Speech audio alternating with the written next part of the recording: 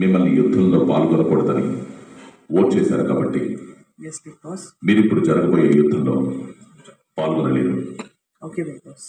ఈ యుద్ధం ద్వారా మీకు లభించబోయే స్కోర్ 0.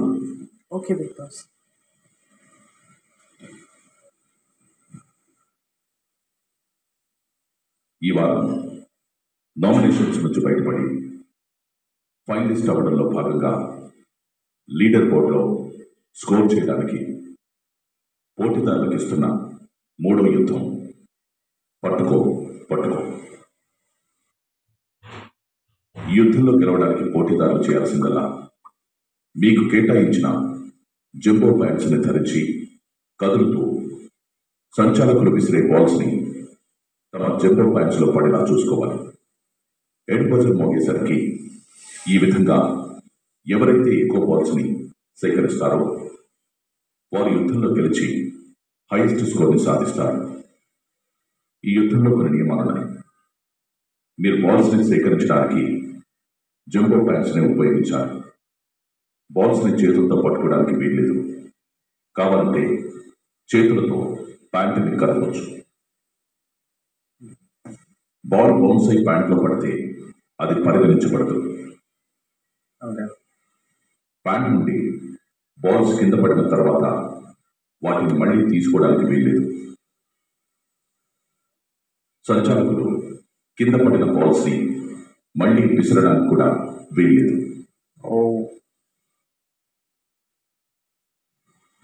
మధ్యలో నిల్చోక్కర్లేదు అనుకుంటా.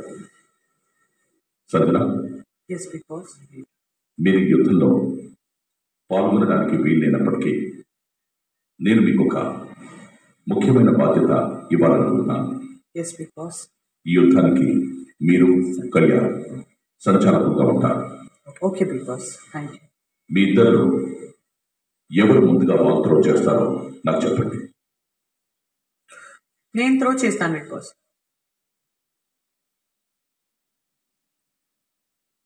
లేకపోతే నేను సెకండ్ చేస్తాను బిగ్ బాస్. ఫస్ట్ అన్నారు కదా, ఫస్ట్ తీసుకోండి. నేను సెకండ్ చేస్తాను బిగ్ బాస్. ఫస్ట్ మీరు తీసుకున్నారు కదండి, ఇప్పుడు మళ్ళీ మాట మారుస్తారు ఎందుకు? నేను సెకండ్ చేస్తాను బిగ్ బాస్. సెకండ్, ఫోర్త్ నేను తీసుకుంటాను, ఫస్ట్, థర్డ్ మీరు తీసుకుంటారు.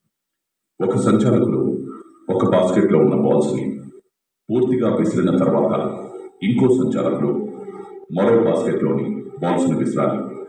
ఇలా ఒకరి తర్వాత ఒకరు బాల్స్ ని విసిరాల్సి ఉంటుంది. Okay, alternate. Okay big boss, anyone. ఈ యుద్ధంలో ఫస్ట్ వచ్చిన వారికి 50 స్కోర్, సెకండ్ వచ్చిన వారికి 40 స్కోర్, థర్డ్ వచ్చిన వారికి 30 స్కోర్, ఫోర్త్ వచ్చిన వారికి 20 స్కోర్, ఫిఫ్త్ వచ్చిన వారికి 10 స్కోర్ లభిస్తుంది. అందరికీ అర్థమైందా? బిగ్ బాస్ కదులుతూనే ఉండాలా?